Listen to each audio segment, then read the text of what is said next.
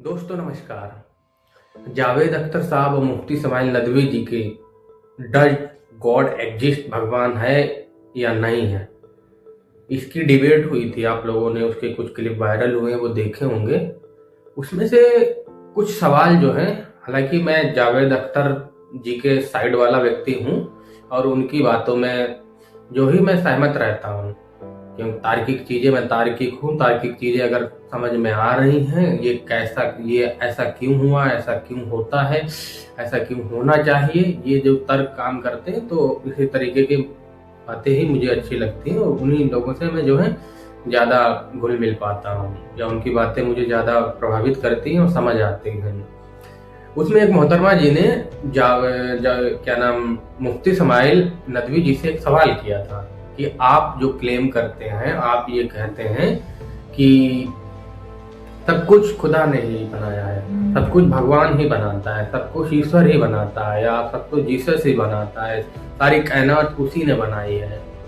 तो मेरा ये सवाल, ये सारी चीजें मैंने जोड़ी। उसने सिंपल सा सवाल किया था, आप ये कहते हैं कि सारी चीजें जो है खुदा के कंट्रोल में, सब कुछ वही करता है, अच्छा बुरा जैसे भी आप क्लेम करते हैं कि सब कुछ वही करता है, सारी कायनात उसकी। तो उसने पूछा कि जब सब कुछ वही करता है तो गजा में जो बच्चे मारे गए, जो अभी भी मर रहे हैं, इजराइल के द्वारा छोड़े गए बमों से, मिसाइलों से उनको छोटे छोटे टुकड़े बन गए, चिथड़ों में बदल गए वो बच्चे, इनका जिम्मेदार क्यों हो, कौन है, इसका जवाब दीजिए। तो मुफ्ती इस्माइल नदवी जी ने बड़ा चालाकी से इसको जो है ऑब्जेक्टिफाइड, जस्टिफाई कर दिया इसको।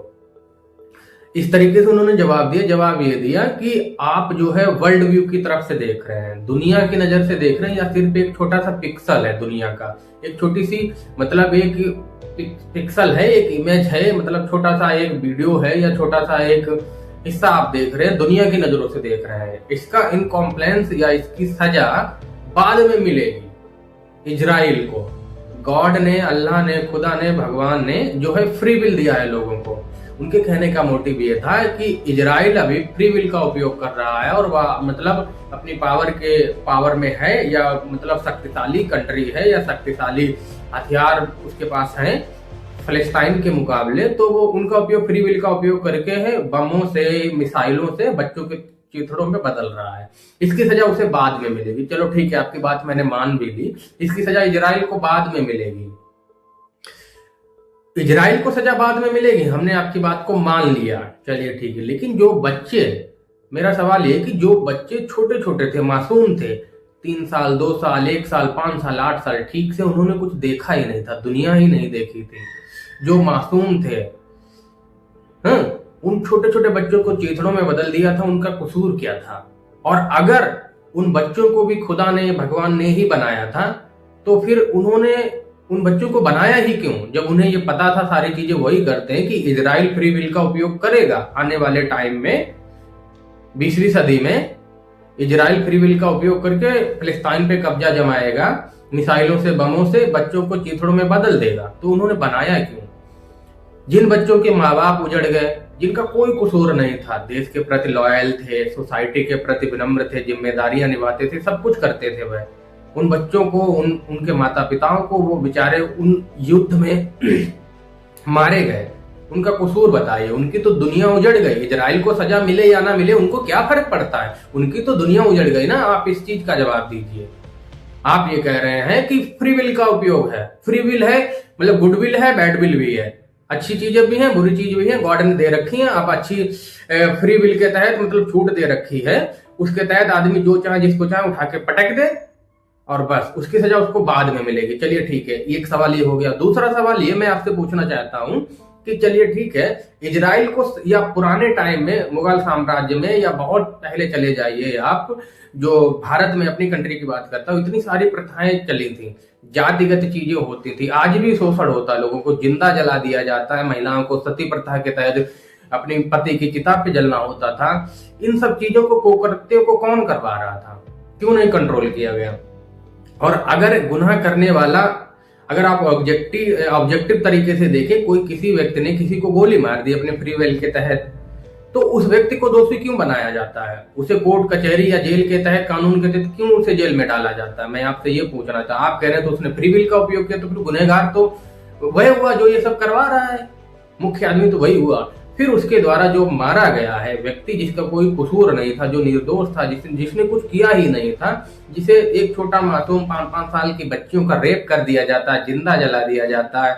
आए दिन इस तरीके से लोगों को रोड पे घसीट घसीट के धर्म के नाम पर, जाति के नाम पर, उनके किसी भी तरीके से उनको जो है लिंचिंग कर दिया जाता है। इन सब चीजों का जिम्मेदार कौन है? आपका खुदा है या फिर वो जो लोग कर रहे हैं वो हैं?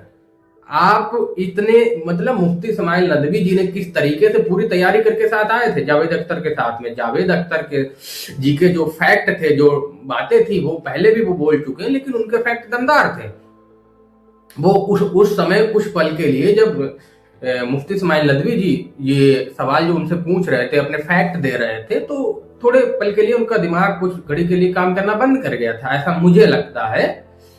लेकिन वो तैयारी करके नहीं आए थे। अगर वो तैयारी करके आते तो आप जवाब दे ही नहीं पाए। वो मुफ्ती इस्माइल जी ने बड़ी चालाकी के साथ में जो है चीजों को मतलब जस्टिफाई कर दिया, दिखा दिया कि उन्होंने एक सवाल किया कि जब यूनिवर्स बनने से पहले खुदा क्या कर रहा था, तो मुफ्ती इस्माइल जी ने कि मतलब यूनिवर्स के बाद में टाइम शुरू हुआ।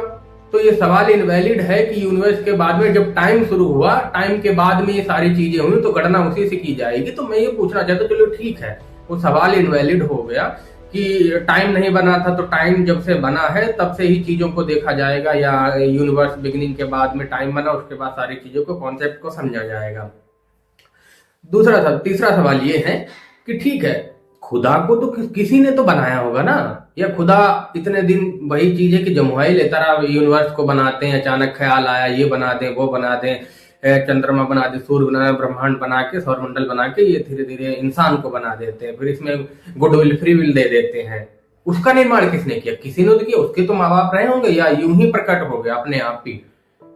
हमें ये पता है कि ये कोई भी ऑब्जेक्ट है, फिजिकल रूप में है, भौतिक रूप में है वो, तो हमें ये पता है कि इसको किसने बनाया है। इसमें ये मान लीजिए ये गाड़ी है, इसमें एक इंजन होता है, इसमें एक कंपोनेंट बहुत सारे लगे हुए होते हैं, इसमें ऑयल पड़ता है, इसमें ईंधन पड़ता है, इस तरीके से जलता है, कैसे पंप करता है, कैसे आग एक ऊर्जा बनती है, उसको सर्कुलेट करता है, सर्कुलेशन बनता है, पहिया चक्का घूमता है, उसके बाद गाड़ी चलती है, उसको ड्राइव किया जाता है। इसमें ये कंपोनेंट है, ये इसका आविष्कारक है, इसने ये बनाया, हम जानते हैं, हमारे समझ में आ गया। तो हम और दूसरी चीज, इंसान भी कैसे बनता है, साइंस प्रूव कर चुकी है। इंसान का जन्म कैसे होता है, कैसे एक छोटा सा भ्रूण है वो एक बच्चे का, एक इंसान का रूप लेता है, कैसे उसमें, मैं सिर्फ इतनी सी बात कहना चाहता हूँ, सारी चीजें जो जो प्रूफ होती चली जाती, भौतिक रूप से दिख रही है, वो चीज में जादू नहीं रह गया। जो चीज आपने अभी तक समझ नहीं पाए, आप उसमें ही जादू देख रहे हैं।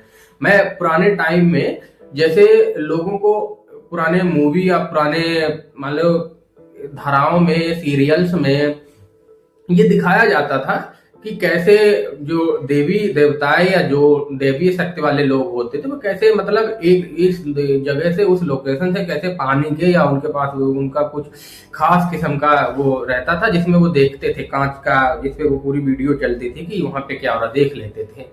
तो आज के टाइम पे वो ऐसी चीजें क्यों नहीं हो रही? एक भी हमें मिल जाए तो हम आपकी बात मान लेते हैं, हम देख भी लेते हैं, और दिन रात पूजा भी करते हैं, सारी चीज करते हैं, सब कुछ करने लग जाएंगे। आपकी तरह कैंडल मार्च, अगरबत्ती, चादर, सब कुछ चढ़ाएंगे। हालांकि आपकी निजी, आपके जैसे लोगों की निजी व्यक्तिगत श्रद्धा है, संविधान भी इसकी इजाजत देता है कि आप किसको मानेंगे, किसकी पूजा करेंगे, किसकी अर्चना करेंगे, जो है ये आपकी व्यक्तिगत धार्मिक श्रद्धा। लेकिन आप जो उसमें क्लेम करते हैं ना कि सब कुछ वही करता है, आपके करने से कुछ नहीं होता, एक पत्ती भी उसके बिना नहीं, तो दिक्कत यहाँ पे खड़ी हो जाती है। जो लोगों को, जो कम समझदार हैं, जो कम तार्किक हैं, जिनका दिमाग अभी खुला नहीं है, आप उनको डाइवर्ट करते हैं। धार्मिक ठेकेदार जितने भी हैं, हर धर्म में है ये। मैं कहता हूं, आज ये फोन है, हजारों किलोमीटर बैठ के आप अपने परिवार की बातें करते हैं, बातें देख पाते हैं, सुन पाते हैं, तमाम डेटा हमारी जिंदगी में सबसे बड़ी क्रांति अगर है तो ये आज के टाइम पे वो मोबाइल क्रांति की दुनिया है। उसके बाद अभी एआई आ गया। अभी देखिए, अभी क्या क्या कुछ नहीं किया गया, जो जो चीजें हमारे सामने होती जाती है। इस पे मैं जनता से भी कहना चाहूंगा कि ये छोटी सी तार्किक चीज है कि इतना बड़ा फोन है, कोई वायर नहीं जुड़ा है, कहां से फोटो आ रही है, कहां से वीडियो जनरेट हो रहा है, कहां से इसमें आवाज आ रही है, आप इस पे थोड़ा सा दिमाग लगाएंगे तो आप घूम जाएंगे, घूमते रह जाएंगे जीवन भर। ये तय नहीं कर पाएंगे कि इसको बनाने वाला कितना बड़ा विद्वान था, जिसने इसमें धीरे धीरे इंप्रूव करके कहां तक पहुंचाया है। जो बिना वायर के, हालांकि सर्कुलेशन होता है 1-1.5 किलोमीटर के एरिया में टावर के थ्रू होता है, डेटा ट्रांसफर होता है, लेकिन फिर भी आपके फोन से कनेक्टेड कुछ भी नहीं है, वो वीडियो जो ये फोन की सिंपल सी बातें हैं, कोई भी उठा सकता है। आप इन चीजों का जवाब नहीं देंगे, आप सिर्फ लोगों को गोल गोल घुमाएंगे। धीरे धीरे लोग समझदार हो गए, आपसे सवाल कर रहे हैं। आप आज जितने भी धार्मिक ठेकेदार हैं, आपकी दुकानें बहुत जल्द बंद होने वाली हैं। व्यक्तिगत श्रद्धा लोगों की है, वह करते रहिए। आप ही कहते हैं, आप जैसे धर्म के ठेकेदार ही कहते हैं कि हर कड़ में, हर इंसान में, हर पक्षी में, हर पिंगड़ में, हर जगह भगवान, ईश्वर, अल्लाह, गॉड सब जगह मौजूद है, कोई भी ऐसी जगह नहीं है। तो फिर अभी करंट मौजूदा समय में तमाम घटनाएं होती हैं, इतने अत्याचार, इतने कुकृत्य, जघन्य अपराध होते हैं, इन सब चीजों का भगवान उसके भी अंदर था, जिसे जाति के नाम पे लिंचिंग कर दिया गया। भगवान उसके भी नाम पे अंदर था, खुदा उसके अंदर भी था, जिसे उसके धर्म के नाम पे, सिर्फ खालिद वालिद आरिफ के नाम पे उसे लिंचिंग कर दिया जाता है, वंदे मातरम बुलवाया जाता है। तब कहां रहता है आपका खुदा? तब कहां रहता है आपका भगवान?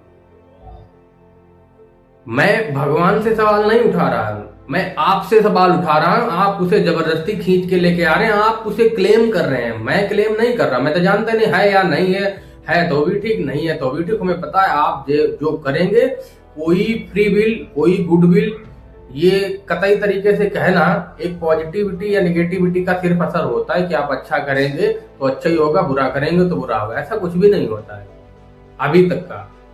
आप पॉजिटिव हो जाएंगे कि हम अच्छा कर रहे हैं तो हमारे साथ अच्छा ही होगा, लेकिन ऐसा नहीं होता है। आप धीरे धीरे उम्र के साथ में, ऐसे तमाम सी घटनाएं हैं जो आप देख सकते हैं कि हमारे देश में पुलवामा अटैक हुआ, उड़ी अटैक हुआ, 26/11 अटैक हुआ, तमाम अटैक हुए। तो उसमें जो हमारे सैनिक मारे गए, उनका परिवार के बच्चे अनाथ हुए, उनके माता पिता जो जिंदगी भर दर बदर, जिनका एक ही बेटा था, किसी की 8 ही दिन शादी को हुए थे, जिनकी बच्ची का अभी जन्म, वो सारे मारे गए। तो इन सबको जस्टिफाई कौन करेगा अगर सब कुछ आपने ही करवाया है? या फिर वो लोग जिन्होंने ये किया है वो जिम्मेदार हैं? एक तरफ आप उनको पकड़ के बैठते हैं, चलो ठीक है वो आतंकवादी थे, तो उनसे ये कौन करवा रहा था? आपके अनुसार देखा जाए कि सब कुछ वही भगवान ही करा रहा था, सबकी खुदा ही करा रहा, तो वही जिम्मेदार है ना। हम ये कहते हैं कि नहीं, जिसने किया वो जिम्मेदार है, सिर्फ वो किस धर्म का था, किस जाति का था, उससे मैटर नहीं करता है। वो सिर्फ एक अपराधी था, वह सिर्फ एक आतंकवादी था जिसने ये जघन्य अपराध किया, और कुछ नहीं था। ना ही उसका कोई धर्म था, ना ही उसकी कोई जाति थी, कुछ भी नहीं था। वह सिर्फ एक अपराधी ही था। आप उसमें धर्म ढूंढेंगे, आप उसमें जातियां ढूंढेंगे। तो ये सारी चीजें लोगों को इस तरीके से डाइवर्ट मत करो अपनी दुकान चलाने के लिए। बाकी आपकी निजी श्रद्धा है, अगर आपकी निजी श्रद्धा है, व्यक्तिगत श्रद्धा है, तो आप अपने तक सीमित रखिए। आप उसका प्रचार लोगों को गुमराह करने के लिए मत कीजिए, क्योंकि लोगों के अंदर देखिए भीड़ और समझदारी का यही तो विरोधाभास है बहुत तगड़ा, कि जहां भीड़ होती है वहां समझदारी बहुत कम मिलती है आपको, जहां समझदारी होती है वो भीड़ में चलता ही नहीं है। तो भीड़ वाले लोग ज्यादा हैं जो इन चीजों पे सवाल खड़े कर पाए, तो बहुत कम लोग हैं। और जनता से भी अपील करना चाहूंगा, लोगों से भी अपील, आप छोटी सी सोचना शुरू कर दीजिए, सवाल करना शुरू करिए, यह ऐसा क्यों है, या ऐसा क्यों होना चाहिए, ऐसा क्यों हुआ है। उसी दिन से इन सबकी दुकानें बंद होने लग जाएंगी। आपको गुमराह करना इनका काम है, धार्मिक मुद्दे उखाड़ना, लोगों को एक कम्युनिटी या सेक्युलर के नाम पर जो है इस तरीके क्या बोलते हैं उसको, संप्रदाय को बढ़ावा दे करके, संप्रदाय के नाम पर के तोड़ने का काम करते हैं, जोड़ने का नहीं। सब अपनी अपनी कम्युनिटी को लेकर के बैठे हैं, अपनी कम्युनिटी को लेकर चलिए, ये अच्छी बात है अगर आप उसको रिप्रेजेंट कर पा रहे हैं, लेकिन चीजों को इस तरीके से मत बिगाड़िए, ऐसे मत फैलाइए। हर कोई अपना खुदा भगवान लेके बैठा है, लेकिन हो क्या रहा है कि सब आपस में ही लड़ रहे हैं, आपस में ही लड़ रहे हैं। तो क्यों नहीं इनको कंट्रोल किया जा रहा है? बाकी वीडियो बहुत लंबा हो जाएगा, और भी ऐसे तथ्य हैं, तमाम चीजें। मैं कोई पहला आदमी नहीं हूं, ऐसे बहुत बड़े बड़े विद्वान पढ़े हैं जो सिंपल सी चीजें हैं, जैसे मैंने पूछी, कोई भी पूछता ही रहता है। आप सिर्फ सवाल कीजिए, आप सोचना शुरू करिए। धन्यवाद।